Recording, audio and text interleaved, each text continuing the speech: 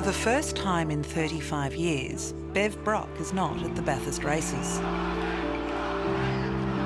It was here the legendary driver, Peter Brock, reigned as King of the Mountain.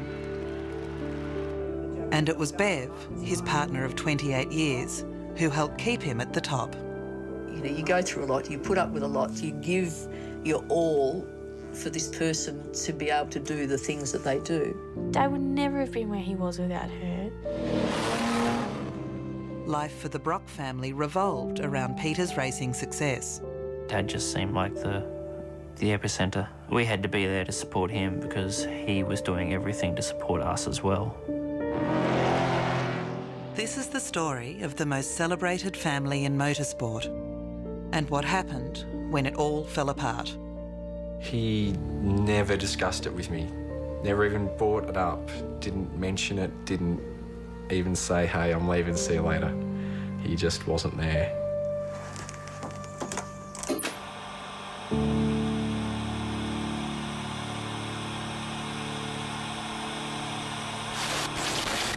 Hello, and welcome to the Brock family holiday.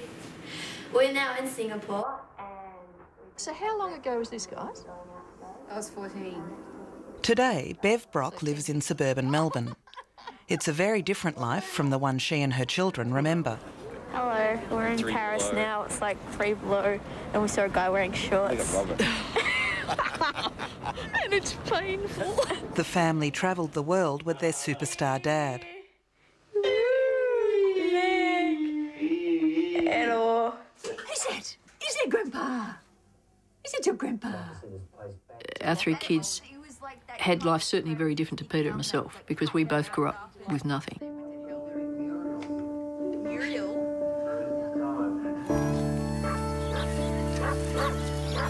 Peter Brock grew up on a small farm on the outskirts of Melbourne. The Brocks weren't well off, but they were a close-knit traditional family, with a car-mad dad and 4 sports-loving boys. Yes, I'm the eldest, and Peter next to me, 18 months younger, and then Lewis, about the same gap, and then Phil. Well, Peter was a pretty volatile kid, you know, and always interested in cars, no doubt about it. Uncle Sandy taught him to drive the tractor from a very early age.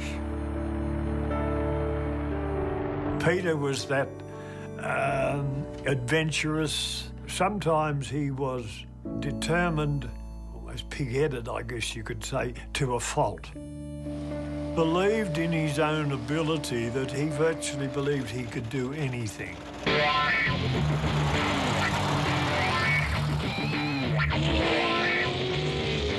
Brock, at the wheel of a car that on this track, this day, has recorded a classic victory. As a man, that self-belief turned Peter into an electrifying driver. He won his first Bathurst in 1972, while still in his mid-20s. 3 years later, he met Bev at the track. When Peter and I got together, I had an inner voice that very powerfully yelled in my ear, for Peter to get where he needs to in life, he needs you. I didn't see the successful, you know, public person. I saw this vulnerable, soft soul who was unsure of himself. And that's how our journey started. The difficulty was, I guess at that stage, he smoked cigarettes because he was the Marlboro man. He ate shocking food. He was a McDonald's man. He hamburgers. And he drank alcohol poorly. He was a shocking drinker. He had 1 or 2 drinks and he was gone. So Bev made a few changes. With her encouragement, Peter gave up the cigarettes and alcohol. This healthy new lifestyle helped deliver 8 more Bathurst wins, and Peter Perfect became a household name. I always said that Bev was probably the best thing that ever happened to Peter. She had a great organising ability, which Peter really needed. Bev and Peter had been married before and were wary of another piece of paper. So Bev just changed her name to Brock. Peter became father to Bev's young son, James, and 2 more children followed, Robert and Alexandra. Dad and I were very similar. It took me a long time to come to terms with the fact that we were similar as a good thing, because whenever I got into trouble, Mum would always say, "You're just like your father." He was funny. He loved to make us laugh. When he had time, he would really make a lot of effort. He loved being a father. It was the most important thing to him. Because we had always had to share Dad with the fans, we were very used to it. I mean, it was just part of our lives. You know, him being in the limelight, but we still all benefited from all the things that went his way because we were his family. So we got the lifestyle, the houses. I couldn't imagine a life even vaguely similar with anyone else. Peter and Bev's 3 kids grew up on the Brock family farm. Nearly 200 acres of glorious countryside, just an hour from Melbourne, where their parents were now building their $1 million dream home. When we were deciding the location of the house on the farm, I got a pile of rocks that Peter positioned for me where my kitchen sink was to go, and that the house was built around that. So it sort of said a lot about how our house functioned. We used to give Dad a very hard time about all the things he used to, like he'd ring us and goes, "Bev there, I want my lunch." I'm like, "Dad, you can make your own lunch. Put your mum on." You know, if I was late home, I'd get a phone call. "Bevo, what's for lunch? Bevo, where's dinner? I'm here, I'm hungry." Cooking food and getting dressed, laying his clothes out. I'm sure the dude didn't actually choose his own clothes out of his own wardrobe till he was about 55 or something like that. But to me, it always was about that sense of being a true woman. I didn't need power and glory in my own right. I wanted to be a fantastic partner, a great mother, you know, an excellent homemaker. And the trouble is, I think, if I look back now, I guess I just didn't make it too easy for him. And away from home, Peter wasn't quite so perfect either. His affairs with other women were an open secret. He strayed. He had an occasional affair. I knew that. But did it mean that he loved us any less? Absolutely not. Had I been a jealous, demanding person, we would never have survived. He was made to feel Peter perfect, and women just adored him. How would any of us have handled that? There are women around who I can totally relate to. Your Jerry Halls, your Hillary Clintons, your Diana and Charles. I can look at women who have been in situations like that and understand completely how they have coped or not coped and how they've risen above the situation. Well, wouldn't have worked in my case, I can tell you that. All sorts of... But the Brocks weren't your average family. So this was the original family property? This is the original selection, and... The children got used to being in front of the camera, as their daily activities were recorded on national television. I hope that's enough, otherwise we'll end up drowning it. Oh, it won't drown, darling. It'll grow really well. So this is the kids' room? The best kids' room ever. The kids' room. It's fantastic. Their home was constantly invaded by media and a stream of other hangers-on. I guess because we had an open... It was almost like a halfway house. I think it was almost. It was. The fact that that sense of just the intimacy of a close family went. I don't know. I don't think we ever really sat down as just a family. There was always extras. Yeah. And therefore that completely took away from the whole family element of it. Yeah, it's great to walk in your own house full of strangers and them ask you what you're doing and who you are. Yeah. I hated that. That did happen, I have to say. I'm so thankful that you guys built us that separate section because it gave us somewhere to hide. This chaotic home life was far removed from the glamour of the track. There was little room here for the ego of a superstar. We didn't worship this famous godlike legend character. He was Dad, because you can't ever look at someone who you know, you see walking around the house in their underpants and that sort of thing, and think of them as this legend. And by now, the legend was dealing with teenagers. Because I would just give him this horrible hard time and he'd get all upset and think that we didn't love him. It was just how he thought, and that's most of the time when people are famous, they have very sensitive egos and it's often teetering on a very, very fine point. But Peter and Bev still kept their growing family close to home. We weren't pushed out the door to go get a job and to make a life for ourselves, and like, we were encouraged to do it, but we weren't forced to do it. Yeah, they had it pretty cruisy. They had it easy. It's always the eldest that has to break them in. I always got, God, the grief that I went through when I was growing up. Those two just did nothing in comparison to me. They worked to travel, to do the things they wanted to do, but there was still this sense of security that Dad was there, that, you know, it would be okay. But everything was about to change.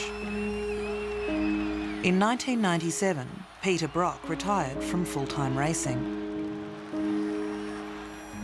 The former champion was now far from the spotlight and facing his 60th birthday.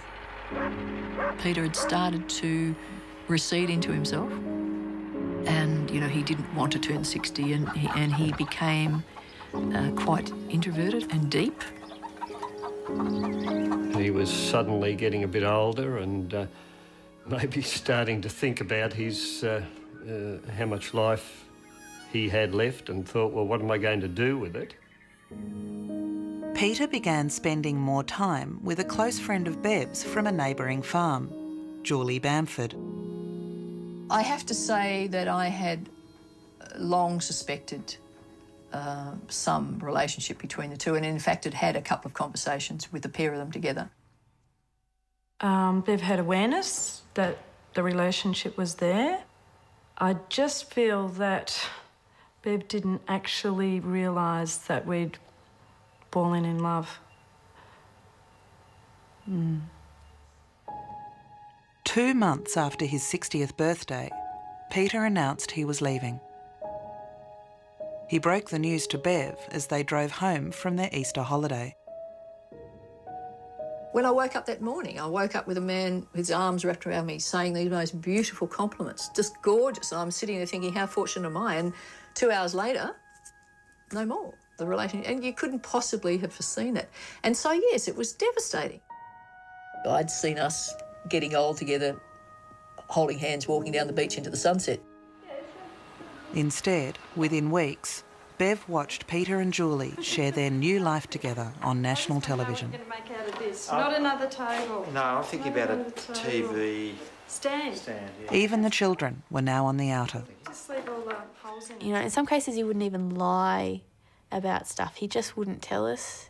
Like, he never gave us his home phone number.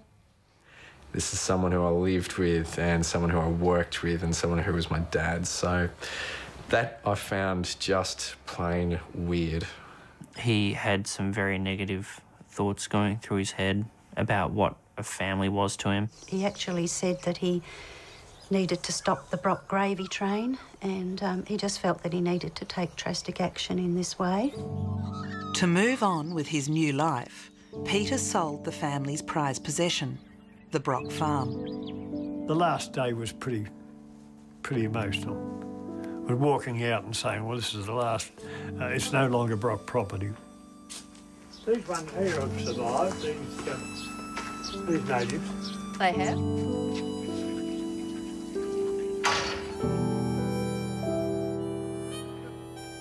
Down the boundary fence along Arthur's Creek, Horseshoe Dam included.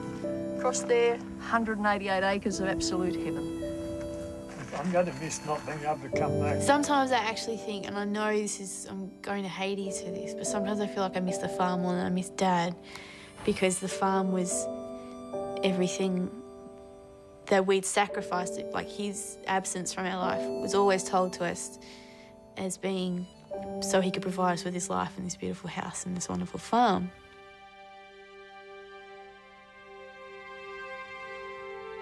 Just 3 months later, Peter was invited to drive in a rally in Western Australia. No one was prepared for what happened next. The phone rang, and it rang a couple of times, and whoever was on the end hung up. And, you know, that happens from time to time. And then somebody in the media rang and said, "Are you aware that there's been an accident?" Peter had turned a simple corner and hit a tree. He died instantly.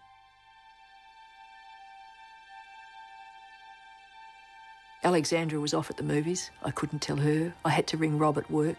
She was in tears, she was crying and told me.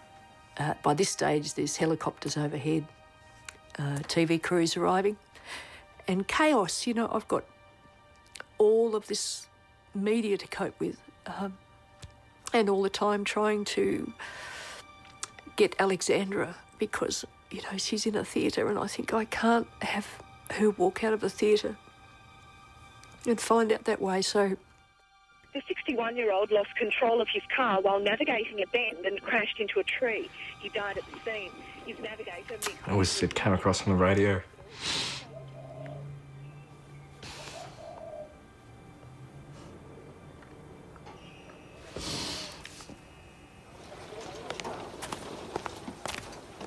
I guess to me that was the sadness that not one of the officials had rung, and they never called.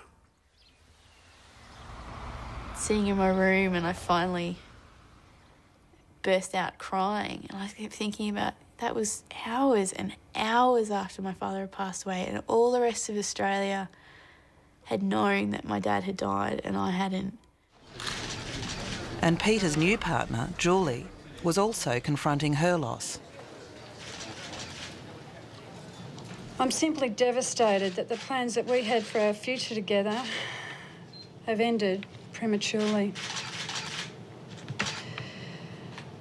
I have full realisation that I shared a short part of Peter's life with such a unique and wonderful man who I loved and adored. My request was, as soon as possible, take me to see him, and I went to the morgue and I saw him at the morgue. He was so happy, he was smiling almost. He had a bit of a smirk on his face, and I said, "Stop it, just stop it, game's over, wake up." But I knew, I knew. We were 2 months, this sounds rather probably silly or weird, but we were 2 months off getting married, and so I actually did my own little marriage ceremony, which was weird. Now I think back about it, and I just flowed through it. I just did it between him and I, and that was difficult.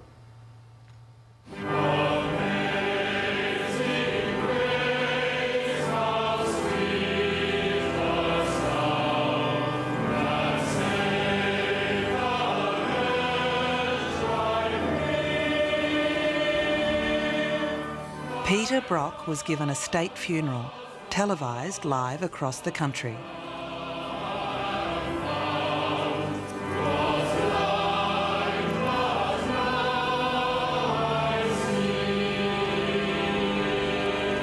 The public mourned alongside private rivals.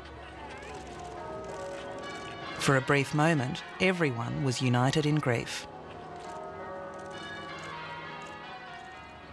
It wasn't to last.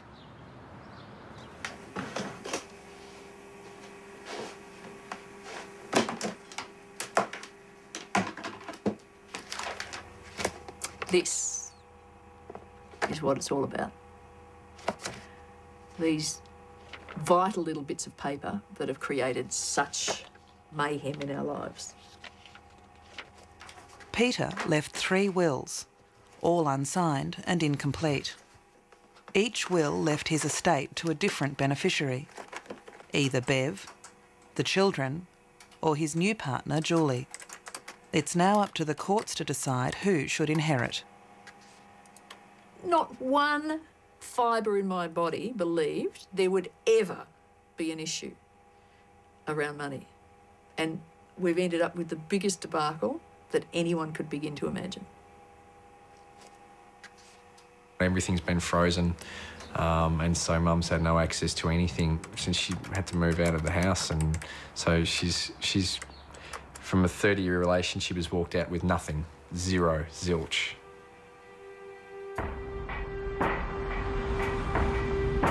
Until a legal decision is reached, nobody's getting anything. It's day one of the court hearing. We have to be at, was it Mitch's chambers? Yeah. Mitch's chambers at 9? Yeah. Where am I going, Alexandra? Mitch's chambers. 5:55. Oh, in there. Okay. Our kids grew up having everything sort of provided for them. And even though I know they're capable people, I don't know that they would cope as well with having nothing and having to do it from the basics.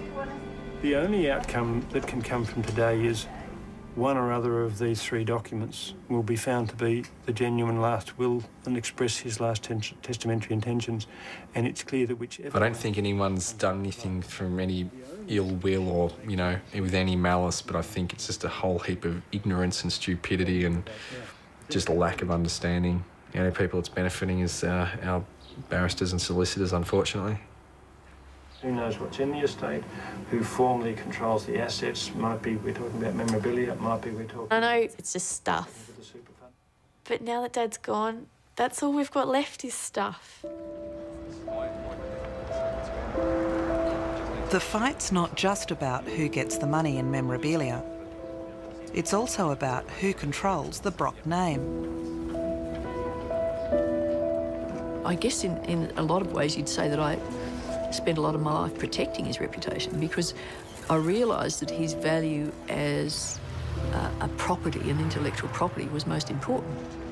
What are you trying to get out of this process for you and your children? Look, it's not about me and my children. It's, you know, Peter and I had a personal agreement that hasn't been able to be followed through. It just seems so grossly unfair. You know, you spend your life doing the right thing by everybody, and then suddenly you find you're not in control. Anybody can take over, tell you what can and can't happen.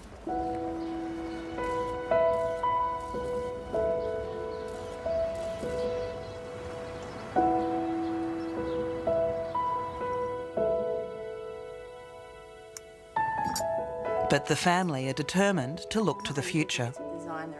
Alex is about to marry the father of her son, Ollie. And she's chosen the month of Peter's death for the wedding. I'm getting married in September because, you know, it's a big thing, especially for the family, that it'd be really nice to have something to look forward to as opposed to having this horrible shadow. I'm making Alexandra's dress, and Jess is the bridesmaid, and my own when I get round to it. But I'm in the home stretch, and my daughter feels rapt that I'm in the home stretch, don't you, darling? So how long do you reckon it'll take you to finish? To finish? There's probably about an hour's work. We've got plenty of time this week. Do we? Yeah. I could take it into court and sit there in court and so. Yeah, that'd be fun.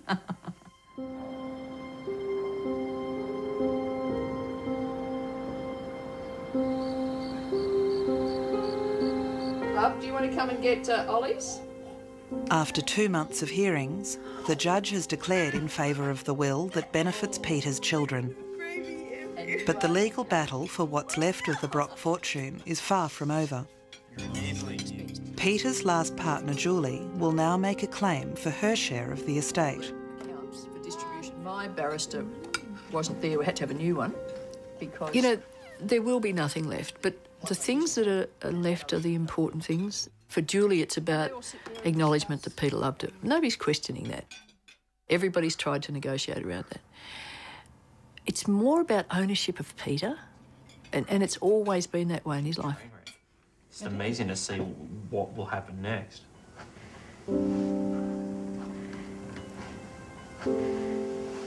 Despite all they've lost, the Brocks haven't given up on fairy tale endings. Excellent. Does it meet anything you can see, sweetheart, that needs... Oh, it's crap? I want a whole new dress. Yes, Bridezilla. It's amazing. Alexander's wedding is going to be the first positive, happy family gathering get-together that we've had since Peter's passing, so kind of looking forward to it. Here we go. All done?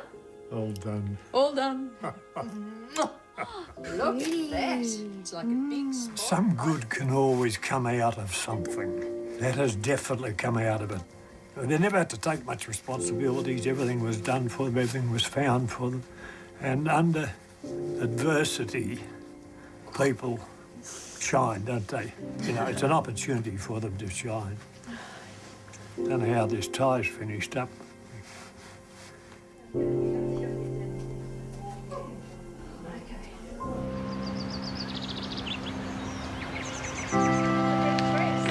on.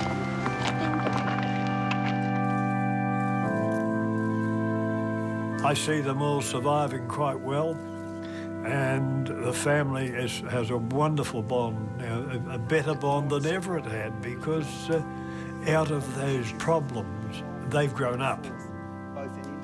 And they're grown people, and I like what I see very much.